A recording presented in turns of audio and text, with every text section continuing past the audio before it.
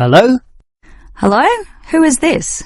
Hello, I'm a representative of the Tally-Ho Survey Company, and I'd like to ask you a few questions regarding exercise. Ah, that's an interesting subject. Yes, we think so too. But I'm afraid I'm a bit busy at the moment. Don't worry, this will only take about 4 minutes at the most. It's 10:25 now, so it will all be over by 10:30. Well, all right, if it's that short. It will be. So, one of the first things I need to know is where you are. That is, which suburb or area of the city. The last client was in Blackburn, for example. Blackburn, that's close to me. I'm in Box Hill. Another eastern suburb, then. I have a friend in Box Hill, too. Interesting place. Now, I need your approximate age for this survey. Are you younger than 20, between 20 and 29, 30 and 39, and so on? I'll turn 40 in a few months, so that puts me in the 40 to 49 age group. Well, that's in a few months, so right now you're in the 30 to 39. Oh, right, so put that then. OK. Now, I need to know your occupation. The last caller was a housewife, for example. The one before that, a teacher. I used to be a teacher too, teaching cookery. And now? Now you can just put domestic duties. Actually, I hope to begin a new job soon as a cook, but that won't be for some time yet. I have to wait for my husband's restaurant to open. Cook? That sounds interesting. But it's domestic duties for now. OK. That just leaves some information about your family. This is not obligatory at all, so if you don't want to answer, that's fine. What sort of information exactly? Oh, it's very broad. Married with children, single mother, that sort of thing. The last customer said she was a single mother. I'm married and not a mother. Put married, no children. I'm married with children myself, but I'll put in your details. And that finishes the profile and just leaves the actual survey itself if you're ready to proceed. All right, let's begin the survey now about your exercise habits. I'm afraid I don't exercise much at all.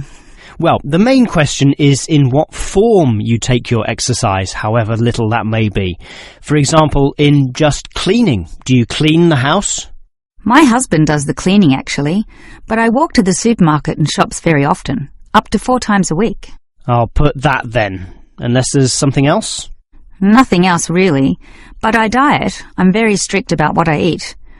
Oh, and I do yoga, although that's not very energetic. More a form of relaxation and to tighten my muscles. They're both important, of course. But what about sport? Do you undertake any sporting activities? This could be very infrequent. In the past, for example. My husband plays basketball at the local school, and I sometimes watch. When he was younger, he was in a basketball team, but I never participated. Have you done anything at all? I used to hike in a nearby national park. Well, that's a definite physical activity, so I'll put that, but not basketball. All right, that just leaves future exercise intentions. Do you plan or expect to do, at some stage, any form of exercise? I once dreamt of doing modern dance, but that's never going to happen. Realistically, I'm thinking about going swimming at the local aquatic centre. Although my husband thinks we should just jog. I can't see myself doing that, though. Too tiring. I can understand. I used to jog too, and it really makes you sweat. I'd say swimming's a much better option. But I'll be starting this job as a cook in my husband's restaurant. I imagine I'll be very tired doing all those late shifts. But if I have any energy left over, I might go to the aquatic centre to release some stress. All right. Well, that's the end of the survey. Thank you very much for your time.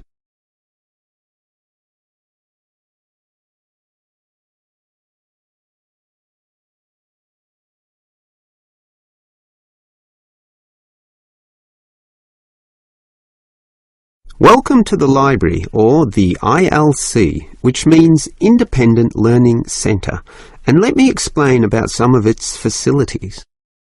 We're standing here at the entry gates next to the borrowing desk. That's where you check out any books, but you are also advised to study in the library here, since most of our material cannot be borrowed. Thus, we have seating along the middle of the library, and in that far corner in front of us on the left, we have the quiet reading section for some serious reading activity. We used to have the computers there, but then realised that that corner was very quiet and thus better suited for the purpose it now has. The computers were instead shifted to a more central location, right beside us here on the left. Again, somewhat confusingly, this area once housed the newspaper and magazine section, but the people in the quiet reading area had to walk too far to collect this literature, so it was moved to right beside them in the adjacent corner. So, feel free to read the newspapers there, but the reference books, those huge weighty dictionaries, atlases and encyclopedias, were all situated at the opposite end of the building, against the wall. This was because they weren't generally that popular, and we wanted more space for the magazine racks, always a favourite with readers. Okay, as well as reading, you need to work on your listening skills, and for that you need the audio section. Again, such an activity needs a quiet area, so we put this in the last remaining corner up there on your right, as you can see. There are CD players and headphones, so just borrow the listening packs, sit down there and listen away. Right, that just leaves the main library. In other libraries, that's often right beside the newspaper and magazine section, allowing freedom to choose from all genres of literature, but here we've got them further apart. For the main library, just follow your nose past the central seating there, and it's there among all that shelving, upon which you'll find an abundance of interesting books and listening packs to use. Now, I'd like to tell you a bit more about an excellent service offered in the ILC here, that we call the Special Sessions. What can you do in them? For a start, many of you need practice in speaking English, and for that we hold a special discussion session, led by a teacher. That can be noisy. In fact, we hope that it is noisy, since that would mean many people are talking.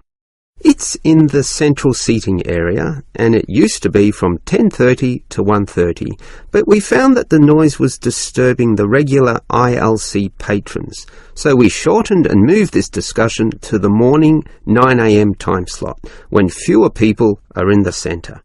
It goes for 1.5 hours. All right. What about writing skills? Well, we can help you there with another teacher. Now, writing is a fairly quiet activity, so that teacher stations him or herself in the quiet reading area from 1:30 until 3. The 10:30 to midday time slot cannot have a teacher for such writing skills, as they are all teaching in the morning. For this reason, of course, there cannot be an on-call teacher in the morning either. Although many people would like one, particularly the 10:30 to noon crowd, having just finished their early morning class. These students all have to wait until midday onwards, when, for 3 hours, a teacher will be stationed in the audio section, ready to deal with all those questions. Until recently, we had another teacher doing the 3 p.m. to 6 p.m. time slot in the central seating, but all the noise interfered with the late users of the ILC, so we had to cancel that. Also noisy can be the language exchange, where local students who want to learn your language will help you practice English. This is generally done in pairs, so the noise level is low enough not to need this exchange to run at 9 a.m, but at the more congenial time of 10:30 among the central seating. That must finish by 1:30 though, after which quieter and more individual activities take place.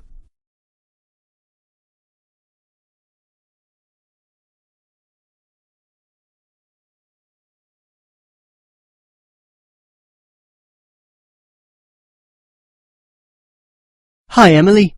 What did you think of that lecture? A bit hard to follow, but I have some good lecture listening note-taking strategies which really help, so I can review the lecturer's message later. Lecture listening note-taking strategies? Review it later? That sounds interesting. I must admit, I struggle a bit to take down the gist of what I hear. Look at my notes. Well, I can see a basic problem immediately.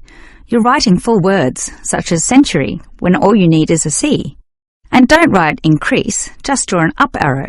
And why write thousand when a TH will do? I see. Just use symbols.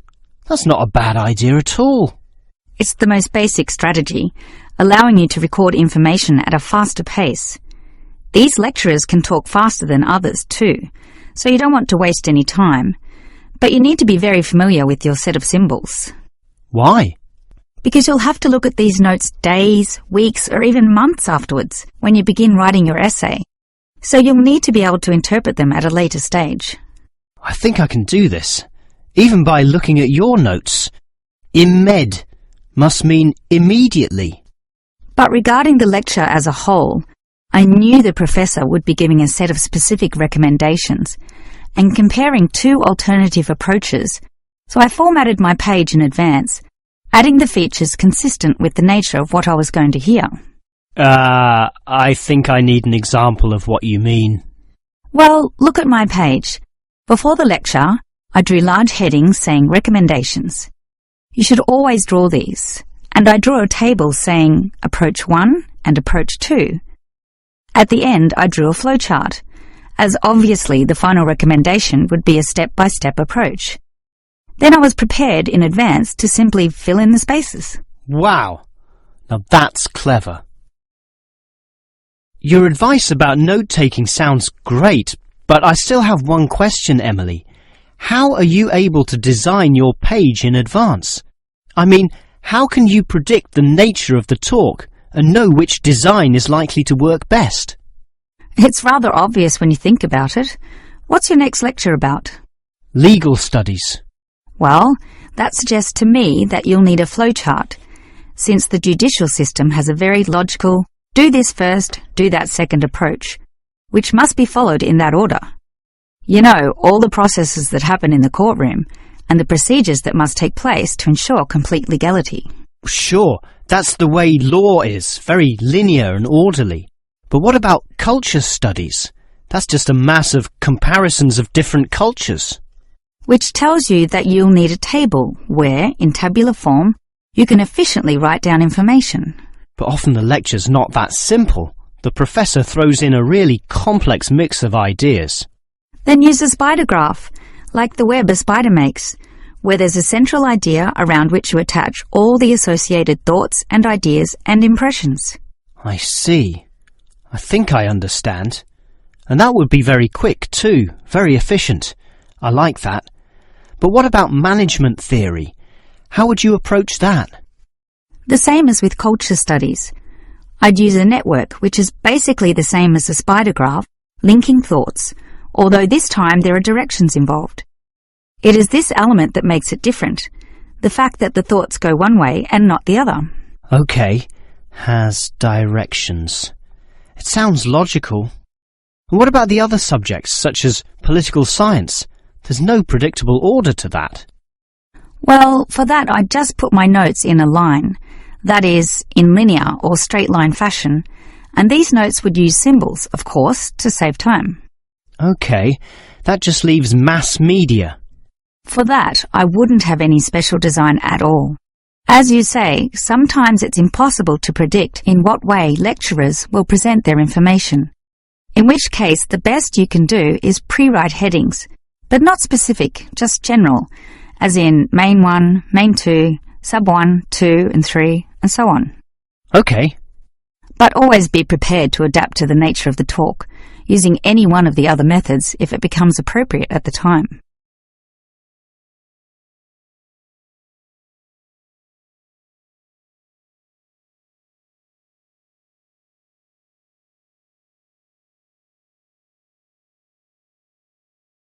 When considering the smallest unit of matter, the atom, most people know of electrons, protons and neutrons, but almost none know of another particle, even though they are constantly emitted from the sun in the trillions, with 100 to 200 billion of them regularly passing through your body every second.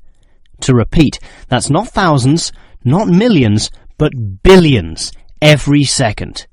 You don't feel them because they are small. In fact, so tiny that we can barely detect their presence at all. These mysterious particles are called neutrinos. Despite such an abundance, detecting them is a huge undertaking, and there are many reasons for this. Firstly, the neutrino itself is so small that you need to eliminate absolutely all other particles around. To do this, you need what is called a clean room, one that has an extremely low level of dust, microbes, floating particles, or chemical vapors. You probably don't know it, but the air around you right now has almost 40 million particles per cubic meter. In contrast, the cleanest of clean rooms has less than 10. The second problem is that you also need an environment with absolutely no background radiation. At the surface of the Earth, such radiation is all around, from the sun and sky, and from TVs and communication devices. The only way to screen out all that is to go underground, and I mean deep underground. For example, the Sudbury Neutrino Observatory in Canada uses an old nickel mine, one of the deepest in the world, and puts the observatory in its lowest tunnel, more than 2 kilometers below the surface. At such depths, stray radiation is sufficiently screened out to allow neutrinos only to pass by. The final problem is that you need an elaborate detection system, and this apparatus is huge, and its installation in this deep underground cavity presents quite a headache. Holding such a weighty construction safe and secure requires complex engineering work, such as rock bolting and support structuring. This obviously requires great care and takes a lot of effort. So I've told you about the difficulty in detecting neutrinos. They are tiny, virtually weightless, have no electric charge, and hardly interact with anything at all. Yet we can detect them, and to see how, let's consider the Sudbury installation once again.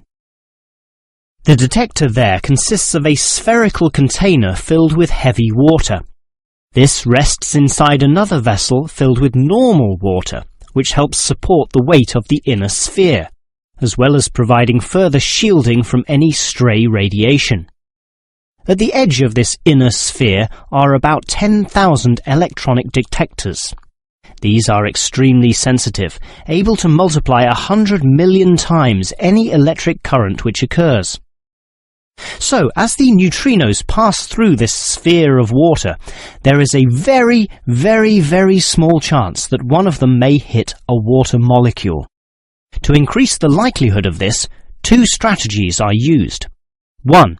The larger the sphere of water, the better, and the Sudbury tank holds not 10 tons, not 100 tons, but 1,000 tons. 2. The water is special, consisting as it does of heavier molecules. So what happens is this.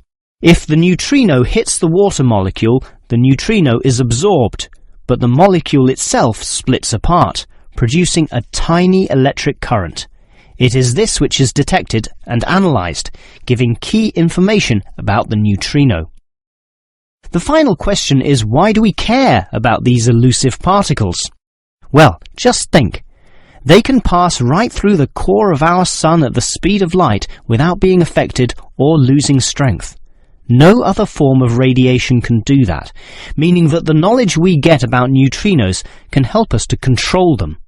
With this ability, we can probe the center of our Earth, the inner layers of our sun, and the outer limits of our solar system. And that makes it all worth the effort.